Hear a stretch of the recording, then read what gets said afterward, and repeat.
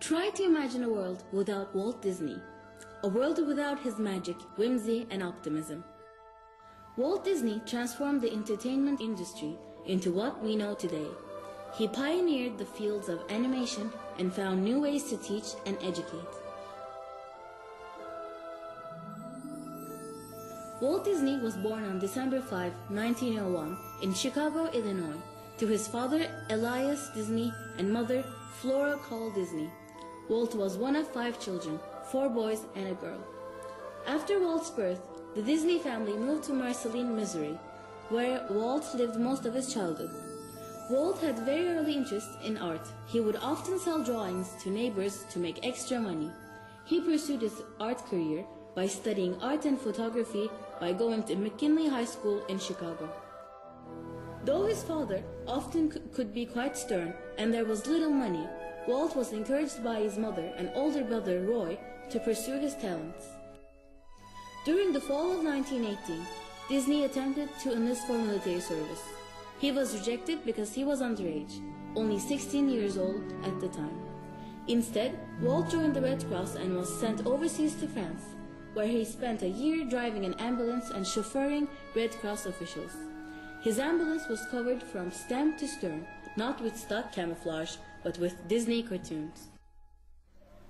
Once Walt returned from France, he began to pursue a career in commercial art. He started a small company called Laughograms, which eventually fell bankrupt. With his suitcase and $20, Walt headed to Hollywood to start anew.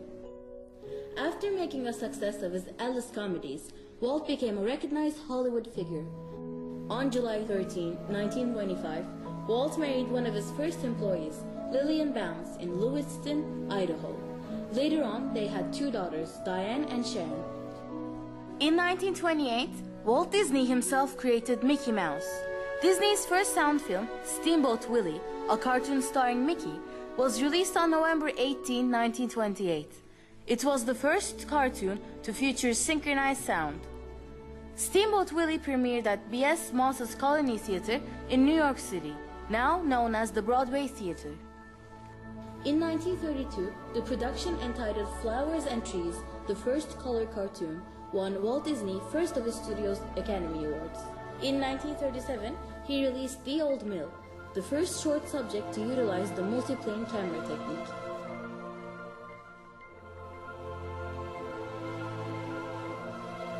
On December 21, 1937, Snow White and the 7 Dwarfs, the first full-length animated musical feature, premiered at the Carthy Theater in Los Angeles.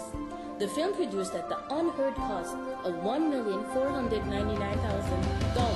during the depths of the Depression. The film is still considered one of the great feats and imperishable moments of the motion picture industry.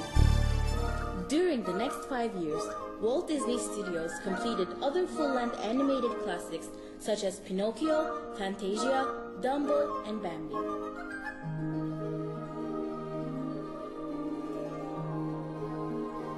Walt Disney had a vision of a place where children and parents could have fun together.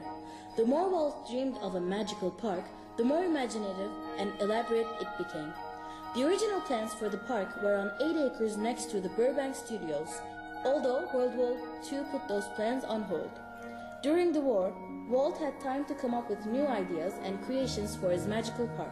It was soon clear that 8 acres wouldn't be enough. He needed space to build rivers, waterfalls, and mountains.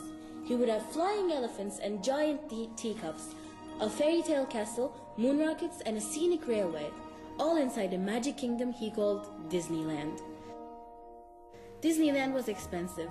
Walt once said, "I could never convince the financiers that Disneyland was feasible, because dreams offer too little collateral." So Walt turned to television for his financial support.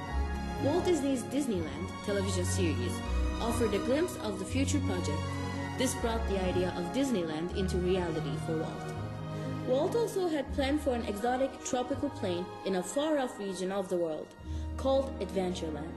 Walt said, "To create a land that would make this dream reality, we pictured ourselves far from civilization, in the remote jungles of Asia and Africa." Frontierland was made to relive the pioneer days of the American frontier. Walt said, "All of us have a cause to be proud of our country's history, shaped by pioneering spirit of our forefathers. Our adventures are designed to give you the feeling of having lived, even for a short while, during our country's pioneer days." Fantasyland was created with the goal to make dreams come true, from the lyrics of When You Wish Upon a Star. Walt said, "What youngster has not dreamed of flying with Peter Pan over moonlit London, or tumbling into Alice's nonsensical Wonderland?" In Fantasyland, these classic stories of everyone's youth have become realities for youngsters of all age to participate in. Fantasyland would feature a large Sleeping Beauty castle and a fantasy village. Tomorrowland was created as a look at the marvels of the future. Walt said, "Tomorrow can be a wonderful age. Our scientists today are opening the doors of the space age to achievements that will benefit our children and generations to come. The Tomorrowland attractions have been designed to give you an opportunity to participate in adventures that are a living blueprint of our future."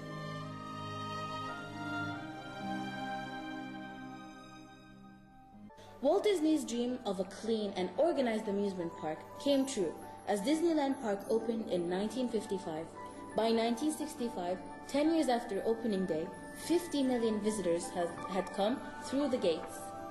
Even though Walt Disney wasn't able to see how his park and his company prospered and grew into the 21st century, his legacy still lives on with us. Walt Disney is a legend, a folk hero of the 20th century. His worldwide popularity was based upon the ideals which his name represents: imagination, optimism, creation, and self-made success in the American tradition. He brought us closer to the future while telling us of the past. It is certain that there will never be such a great a man as Walt Disney,